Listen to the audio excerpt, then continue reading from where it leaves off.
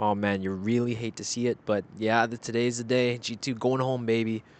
Defeated on home ground and by BLG. And they had a really good run in terms of what they were going in with in terms of game plan against BLG here and specific things they were targeting for and unique answers that they had compared to some of the other teams whenever they have like let's call it when they run into a snag against some of the draft issues so far. And we can go throughout it in each of these games, but it seemed that BLG were also ready for what they were ready to bring to the table, and overall, it ended up not being enough, and BLG managed to really stabilize and kind of curb the G2 drafting circus in a sense. So let's start off with this first game, where G2 once again tried the Oriana, not the Oriana, the Nocturne combo that they've been trying to go for a lot. This is what cost them their first, another loss just recently, and they end up trying to open it up again this game as well, as you can see. But most like most other teams, if you end up just giving away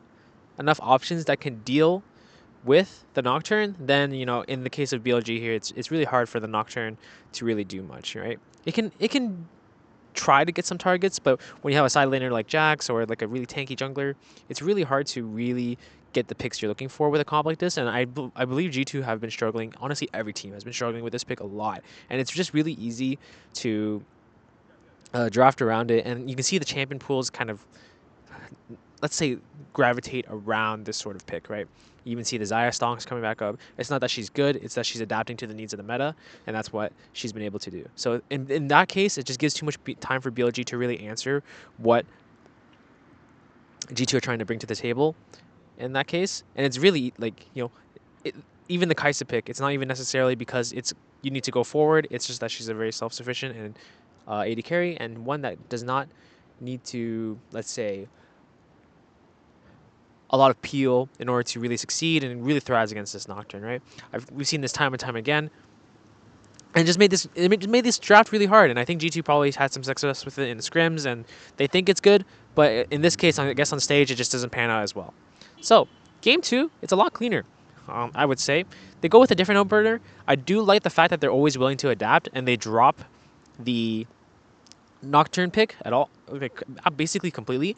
I also love the fact that they adapt and increase the Jax ban. I think this is going to be something that teams are going to realize how strong it is in terms of its true ability to generate absolutes and matchups. And this has been giving a lot of problems in the meta. It also works really well in this sort of lane swap meta because Jax is so hard to dive because of Counter-Strike. So it creates a lot of unique scenarios where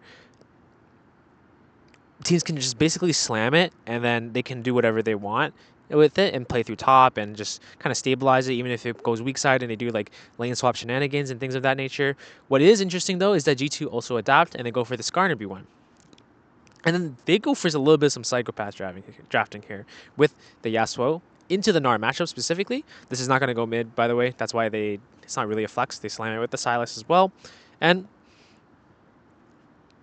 it's really, well, a lot more flexible. It keeps BLG on their toes, right? This is an example of like G2's unique answer to the needs of the meta.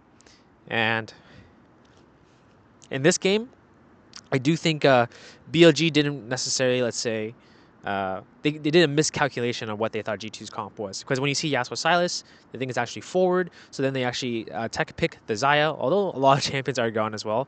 But then this gives a G2 an opener to actually lock in the Ezreal and basically create a win condition for themselves where you otherwise would not have seen it, right? Yes, they try to go Renata on 5 as well, but it's generally not enough here, and G2's comp has much more room to play, much more flexibility in terms of options of how they want to play this playstyle.